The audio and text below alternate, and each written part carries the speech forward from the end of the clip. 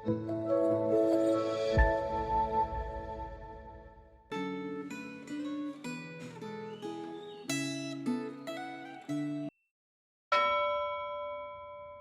Bapak Ibu, Saudara sekalian, mari sebelum kita merenungkan firman Tuhan, kita berdoa.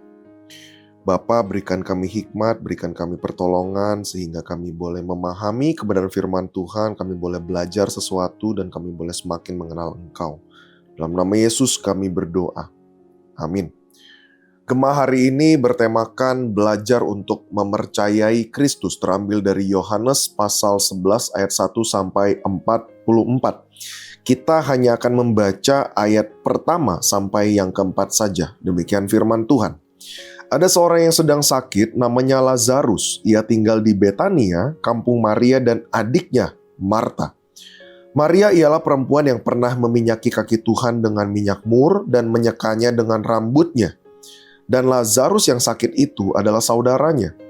Kedua perempuan itu mengirim kabar kepada Yesus, "Tuhan, dia yang engkau kasihi sakit."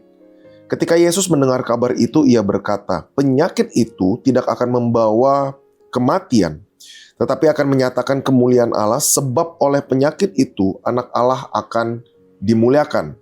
Sedemikian jawab pembacaan firman Tuhan. Saudara, pada umumnya menjadi percaya itu tidak terjadi seketika, tetapi melalui sebuah proses. Marta, Maria, Lazarus, dan ke-12 murid adalah orang-orang yang paling dekat dengan Yesus Kristus. Akan tetapi keyakinan mereka terhadap Kristus mengalami pasang surut. Dalam bacaan Alkitab hari ini, Lazarus sakit dan penyakit Lazarus itu adalah penyakit yang membawa kepada kematian. Bila Tuhan Yesus mengatakan penyakit itu tidak akan membawa kematian, yang Yesus maksudkan adalah bahwa hasil akhir dari penyakit itu bukanlah kematian Lazarus, tetapi kebangkitan Lazarus. Lazarus akan mati karena penyakit itu, tetapi Lazarus akan dibangkitkan. Tuhan Yesus tidak mau terburu-buru menjenguk dan menyembuhkan Lazarus karena ia menghendaki agar Lazarus mati terlebih dahulu dan kemudian ia akan membangkitkan Lazarus dari kematian sehingga peristiwa itu mendatangkan kemuliaan Allah. Dengan demikian, semua orang di sekitar Lazarus belajar mempercayai Kristus melalui peristiwa tersebut. Dalam kehidupan kita, kadang-kadang Allah membiarkan kita bergumul menghadapi masalah. Saat kita berdoa, Allah tidak selalu langsung mengabulkan permohonan kita. Kadang-kadang Allah menunda jawaban doa, supaya melalui masalah yang kita hadapi, kita memuliakan Allah. Saudara, bagaimana kita bisa memuliakan Allah saat menghadapi masalah? Yang pertama, kita memuliakan Allah bila kita menghadapi masalah dengan sabar dan tidak menyalahkan Allah, apalagi menuduh Allah sebagai penyebab masalah yang kita hadapi. Pada umumnya masalah yang kita hadapi disebabkan oleh kesalahan kita sendiri atau oleh lingkungan berdosa yang dengan sengaja mempersulit orang-orang percaya.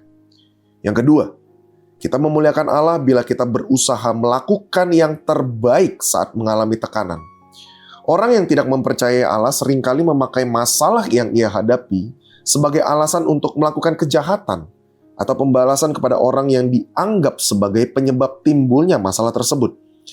Orang yang mempercayai Allah akan tetap bersandar kepada Allah dan percaya bahwa Allah akan menolong dengan cara Allah yang seringkali di luar perkiraan dan pemikiran manusia. Dan yang ketiga, kita memuliakan Allah bila kita bisa tetap bersyukur apapun jawaban Allah atas permohonan kita. Di dalam perjanjian lama, Ayub adalah tokoh yang tidak mau menyalahkan Allah saat menghadapi penderitaan yang luar biasa. Dan kisah hidupnya menginspirasi orang percaya untuk tetap beriman di tengah tekanan. Saudara, menjadi refleksi bagi kita bagaimana sikap saudara ketika kita hari ini menghadapi masalah. Apakah kita tetap mempercayai Kristus dengan kesadaran bahwa Allah pasti akan memberi yang terbaik sesuai dengan hikmat-Nya tepat pada waktunya, sebagaimana tertulis dalam Roma pasal 8 ayat 28. Mari kita berdoa. Bapa kami yang bertata dalam sorga, kami bersyukur hari ini Engkau boleh mengingatkan kami untuk percaya kepada waktu, hikmat, kedaulatan, dan timing-Nya Tuhan. Bapa, dalam setiap masalah yang kami hadapi hari ini, dalam doa-doa kami, Tuhan izinkan dan tolong kami untuk kami boleh terus bersandar kepada hikmat-Nya Engkau saja. Tuhan tolong berikan kami kekuatan dalam menjalani hari-hari ini. Di dalam nama Yesus kami berdoa. Amin. Tuhan memberkati Bapak Ibu Saudara.